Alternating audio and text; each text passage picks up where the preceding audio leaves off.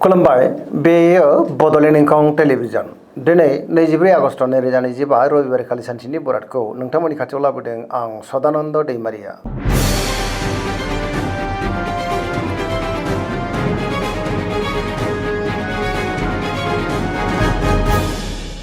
सिगां फरायनो लादों मेष राशि गिबि हांखो अ ल दिनैनि साना जोबोर मोजां जेरावबो जाफुंसारगोन सुथुरखौ दिनै गोरलैयैनो फेजेननोबो हागोन आरो देरहासार जानो हागोन बयजोंबो गोरोबनो रोंगोन मावनो लानाय खामानिफ्रा दिनै गोरलैयैनो मावफुंजानायाव गोसोआव दिनै जोबोर गोजोननाय फैगोन गोसोनि साननायफ्रा दिनै मोगथाङाव जाफुंनोबो हागौ देहाया दिनै मोजाङैनो थागोन अब्लाबो नाथाय जानाय लोंनायाव सांग्रां जानांगोन बहानिफ्रायबा हरखाबै मोजां खौरांबो फैनो हागौ रांखावरियाव दिनै जोबोर मोजां होनजायो बेफार फालांगियावबो जोबोर मोजां मुलाम्फा मोननो हागोन सोरबा लोगोनिफ्राय थोजासे हेफाजाब मोननो हागौ बिमा बिफानिफ्राय दिनै अननाय आरो बोरखौ मोननो हागोन गुबुननि गोसोखौ गोरलैयैनो बोनोबो हागोन सिगांनि बबेबा आद्रा खामानियाबो दिनै गोरलैयैनो मावफुंजानो हागौ लाइमोनफ्रा गावबा गावनि गोसोनि साननायफोरखौ दिनै फोरमायनो हानानै गोसोआव गोजोननाय फैगोन आरो पजिटिभ एनार्जिनि गोहोम गोग्लैगोन।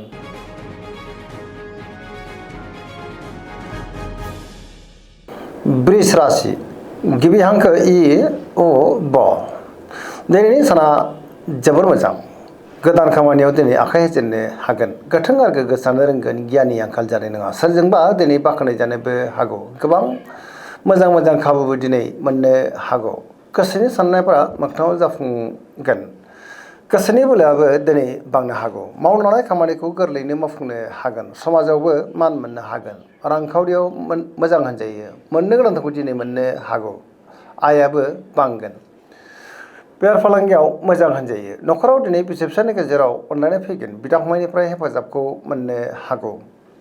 गुबुननि गोसोखौ दिनै गोरलैयैनो बोनोबो हागोन आरो पजिटिभ एनार्जिनि गोहोम गोग्लैगोन सरासनस्रायै दिनै साना जोबोर मोजां आरो मोजाङैनो बारग'लांगोन।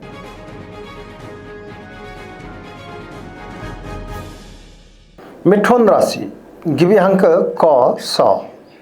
दिनैनि साना मोजां आरो गाज्रिनि गेजेरजों बाबेरलांनो हागौ गावनि गोसोनि साननायफोरखौ दिनै गुबुननो फोरमायनो गोब्राब जागोन माबा मोनसे जेंनाजों दिनै मोगा मोगि जानांनोबो हागौ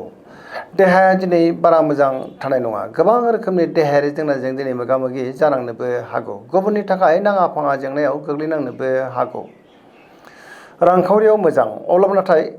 खरसायाबो बांनो हागौ बेफार फालांगियाव मोजां होनजायो न'खराव बिसि फिसायनि गेजेराव एना एनिबो फैनो हागौ गोसोनि साननायफ्रा दिनै गोरोबलायाबो जानो हागौ गुबुननि थाखाय नाङा फाङा जेंनायाव गोग्लैनांनो हागौ सोरबा लोगोनिफ्राय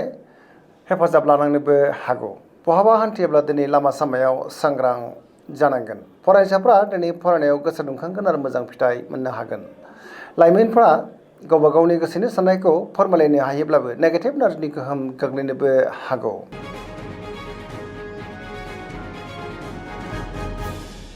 कर्कट राशि गिबि हांखो ड ह दिनैनि साना मोजां आरो गाज्रिनि गेजेरजों बाबेरलांनो हागौ माबा मोनसे जेंनाजों मोगा मोगि जानांनोबो हागौ गुबुननि थाखाय नाङा फाङा जेंनायाव गोग्लैनांनोबो हागौ सिगांनि बबेबा जेंनाया गोसोखौ दिनै जोबोर उसुखुथु खालामनोबो हागौ गोसोनि साननायफ्रा देबार नांगोन आरो नेगेटिभ साननाय फैनोबो हागौ मावनो लानाय खामानिखौ मावफुंनो हायोब्लाबो माबा मोनसे गोरोन्थिबो जालांनो हागौ रांखावरियाव मोजां होनजायो बेफार फालांगियावबो दिनै जोबोर मोजां मुलाम्फा मोननो हागोन अब्लाबो नाथाय नेगेटिभ एनार्जिनि गोहोमबो गोग्लैनो हागौ समाजाव मानहानि जानांनोबो हागौ देहाया दिनै मोजाङैनो थागोन अब्लाबो नाथाय जानाय लोंनायाव सांग्रां जानांगोन।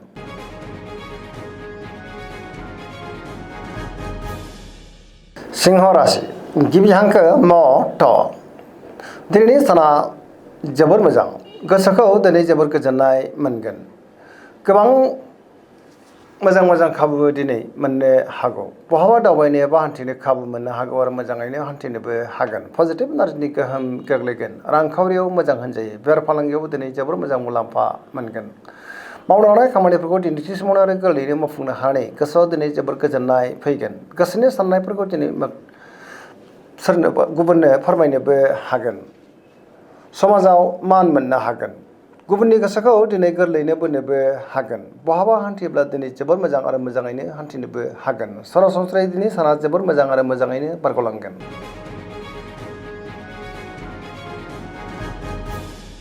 कन्या राशि गिबि हांखो प ट दिनैनि साना जोबोर मोजां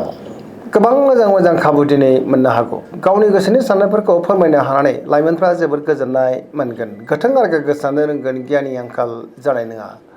रांखावरियाव दिनै जोबोर मोजां होनजायो बेफार फालांगियावबो जोबोर मोजां मुलाम्फा मोननो हागोन देहायाबो दिनै मोजाङैनो थागोन सोरजोंबा बाख्नायजानानै गोसोआव गोजोननाय फैगोन पजिटिभ एनार्जिनि गोहोम गोग्लैगोन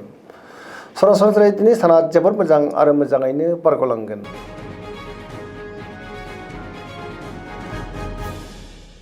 तुला राशि गिबि हांखो र ट दिनैनि साना मोजां आरो गाज्रिनि गेजेरजों बाबेनलांनो हागौ गावनि गोसोनि साननायफोरखौ दिनै गुबुननो फोरमायनो गोब्राब जागोन माबा मोनसे जेंनाजों दिनै मोगा मोगि जानांनोबो हागौ गोसोनि साननायफोरा देबोरनांगोन मावनो लानाय खामानिखौ मावफुंनो हागोन अब्लाबो नाथाय माबा मोनसे गोरोन्थिबो जालांनो हागौ देहाया दिनै मोजाङैनो थागोन बहानिफ्रायबा हरखाबै गाज्रि खौरांबो फैनो हागौ रांखावरियाव मोजां बेफार फालांगियावबो मोजां होनजायो न'खराव बिसि फिसायनि गेजेराव अननानै फैगोन समाजावबो मान मोननो हागोन गुबुननि गोसोखौ नाथाय बोनो गोब्राब जानोबो हागौ लोगोफोरनिफ्राय हेफाजाब लानांनो हागौ गोदान थांखि लानो हानाय नङा सेंग्रा सिख्लाफोरनि गोसोआ दिनै जोबोद आला खाला जागोन गावबा गावनि गोसोनि साननायफोरखौबो फोरमायलायनो दिनै गोब्राब जानोबो हागौ आरो नेगेटिभ एनार्जिनि गोहोमबो गोग्लैनो हागौ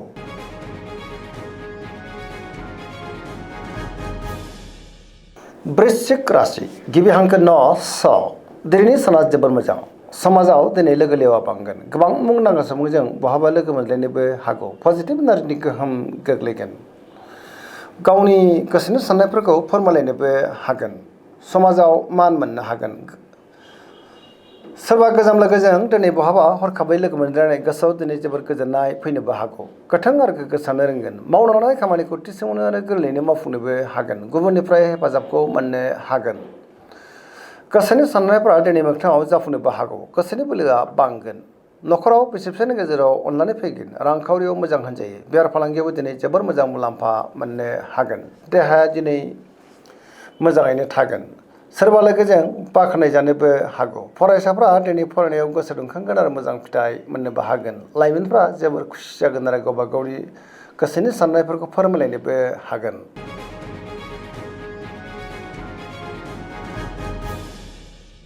धनु राशि गिबि हांखो ध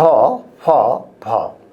दिनैनि साना मोजां आरो गाज्रिनि गेजेरजों बाबेनलांनो हागौ गोसोआव गोनो गोथो साननायबो फैनो हागौ आरो नेगेटिभ एनार्जिनि गोहोमबो गोग्लैनो हागौ सुथुरनि गाज्रि नोजोर थानोबो हागौ मोनफ्रोमबो बिथिङावनो दिनै सांग्रां जानाया गाहाम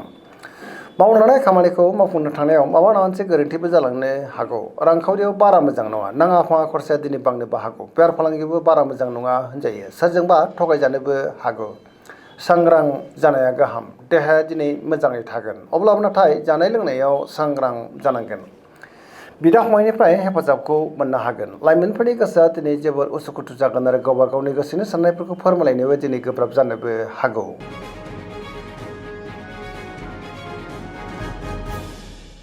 मकर राशि गिबि हांखो ख ज दिनैनि साना मोजां आरो गाज्रिनि गेजेरजोंनो बाबेनलांनो हागौ गुबुननि थाखाय दिनै नाङा फाङा जेंनायाव गोग्लैनांनोबो हागौ मावनो लानाय खामानिखौ मावफुंनो थांनायाव माबा मोनसे गोरोन्थिबो जालांनो हागौ सोरबा लोगोजों रायखोमाजानोबो हागौ मोनफ्रोमबो बिथिङावनो दिनै सांग्रां जानाया गाहाम रांखावरियाव बारा मोजां नङा होनजायो नाङा फाङा खरसाया दिनै बांनो हागौ बेफार फालांगियावबो बारा मोजां नङा होनजायो गुबुननि थाखाय नाङा फाङा जेंनायाव गोग्लैनांनोबो हागौ मोनफ्रोमबो खामानिखौ मावफुंनो थांनायाव माबा मोनसे हेंथा फैनोबो हागौ गोदान खामानियाव दिनै आखाइ होजेननो हानाय नङा बिदा फंबायनिफ्राय हेफाजाब मोननो हागोन सेंग्रा सिख्लाफ्रा दिनै गावबा गावनि गोसोनि साननायफोरखौ फोरमायलायनो हागोन अब्लाबो नाथाय नेगेटिभ एनार्जिनि गोहोमबो गोग्लैनो हागौ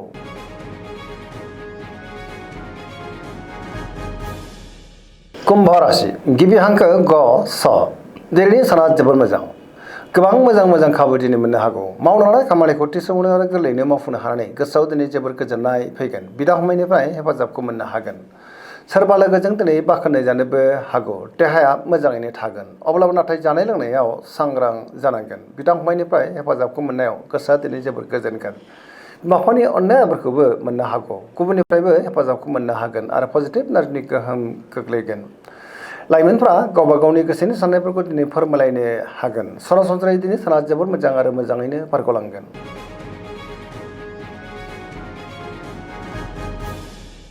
मीन राशि गिबि हांखो ड स दिनैनि साना मोजां आरो गाज्रिनि गेजेरजों बाबेलांनो हागौ। गुबुननि थाखाय दिनै नाङा फाङा जेंनायाव गोग्लैनांनोबो हागौ। गोबां जेंना जेंगोनाजों दिनै मोगा मोगि जानांनोबो हागौ। गोसोनि बोलोआ दिनै लोरबां जागोन। गावनि गोसोनि साननायखौ गुबुननो फोरमायनोबो गोब्राब जानोबो हागौ। देहाया मोजाङैनो थागोन। अब्लाबो नाथाय जानाय लोंनायाव सांग्रां जानांगोन। रांखावरियाव बारा मोजां नङा। नाङा फाङा खरसाया बांनोबो हागौ। बेफार फालांगियावबो दिनै बारा मोजां नङा होनजायो। गोबां खहा जानांनोबो हागौ। न'खराव बिदा फंबायनि हेफाजाबखौ मोननो हागोन। अब्लाबो नाथाय नेगेटिभ एनार्जिनि गोहोमबो गोग्लैनो हागौ। मोनफ्रोम बिथिङावनो दिनै सांग्रां जानाया गाहाम।